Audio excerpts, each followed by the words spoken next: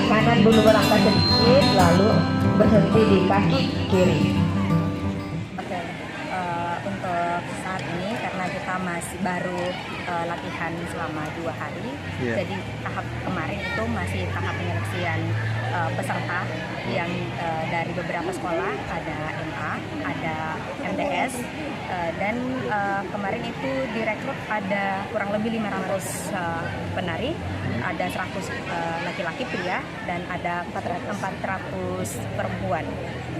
Dan untuk sekarang itu ada hari kedua, jadi kita masih proses pengenalan gerakan.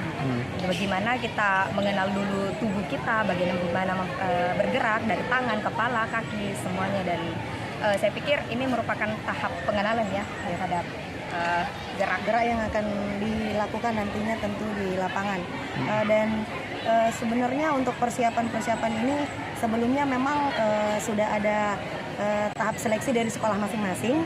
Nah, hari ini tetap pengenalan gerak, tetapi nantinya gerakan awal, tapi nantinya gerakan itulah yang akan kita bawa ke pementasan ya di pembukaan MTQ nanti. Lancar karena tidak mudah juga untuk menjalankan proses latihan selama 1 bulan ini dengan menggunakan peserta yang sebanyak ini.